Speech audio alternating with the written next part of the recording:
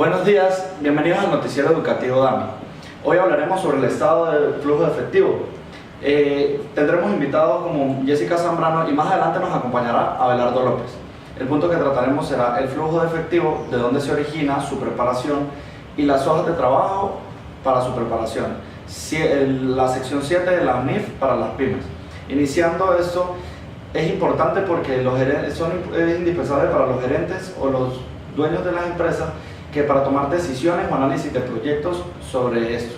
¿Qué me puedes hablar sobre la historia del flujo de efectivo, Jessica? Bueno, esto se remonta a Norteamérica. En el año 1961, el Instituto Norteamericano de Contadores Públicos concluyó con el estado de recursos. En el año 1963 le cambiaron el nombre a estado del origen y aplicación de los recursos.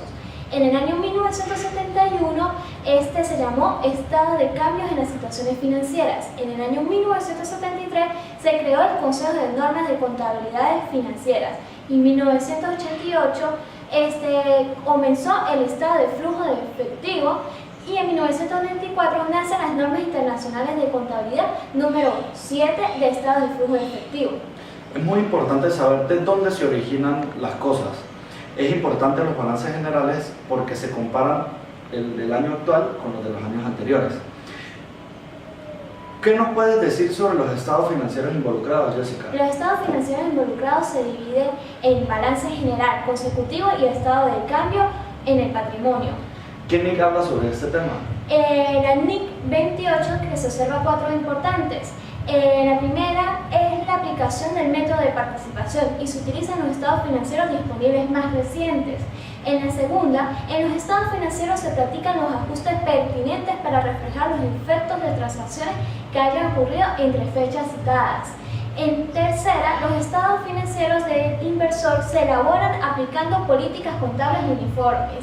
Y por último se dice que las aplicaciones políticas contables diferentes para las transacciones que se realizan los ajustes oportunos en los estados financieros. Siguiendo este tema, ¿qué nos puede aportar? Bueno, según tengo información, los cambios en las cuentas de las bases de balance comparados en la inclusión de las cuentas nominales del periodo es importante, pero primero definamos qué es una cuenta de balance. Es donde se registran todos los activos que posee la empresa. En las cuentas nominales son donde se reflejan los ingresos y los egresos que posee la empresa.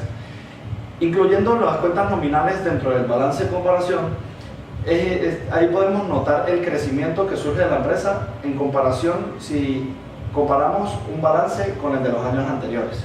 Gracias, Jessica, por acompañarnos en el programa. A continuación pasamos al estudio con Mariana Zambrano. Gracias, Diego, y muy buenos días a todos. Hoy me encuentro con el licenciado Abelardo López, que nos trae información sobre los métodos de preparación de los estados y nos hablará de la sección 7 de la NIF para las pymes. Buenos días, Abelardo. Buenos días, Mariana. Gracias por la invitación. Nos complace tenerte. Para dar inicio, les explicaré cómo debe ser la preparación de la hoja de trabajo del estado de flujo efectivo. En la parte superior y central se deberá incorporar el encabezado, que debe llevar la razón social, la hoja de trabajo del estado de flujo efectivo, la fecha de obtención y la moneda. El siguiente paso es vaciar los balances comparativos con sus respectivas variaciones y clasificarlas entre los 3 tipos de flujos. Las cuentas del balance general se enumeran en la columna 1 del lado izquierdo, con los saldos iniciales en la columna 2 y los saldos finales en la columna 3. La columna 4 corresponde a los gastos y la 5 a los ingresos. Estas explican los cambios que va a tener cada cuenta durante el año e indican cómo afectan el efectivo.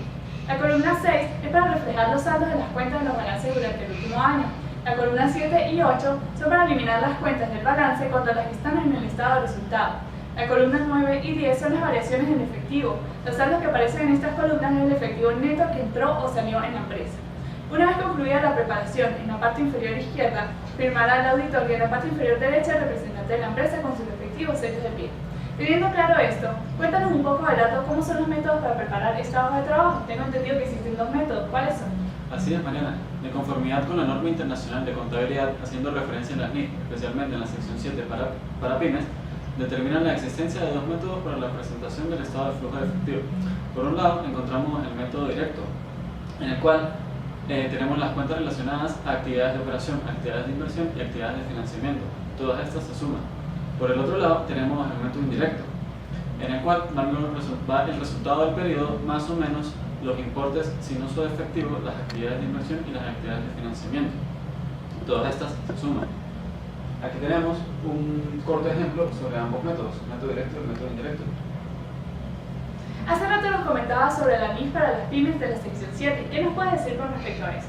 Así es, esta sección de la NIF tiene como contenido varios conceptos necesarios para la realización de esta hoja de trabajo: actividades de operación, actividades de inversión, financiamiento, los métodos ya antes mencionados, cualquier información necesaria, los flujos de efectivo en moneda extranjera, intereses y dividendos, transacciones no monetarias y cualquier otra información a relevar. Muchas gracias, Abelardo, y muchas gracias, Jessica, por asistir a nuestro programa. Con esto nos despedimos por hoy y los esperamos en una próxima edición.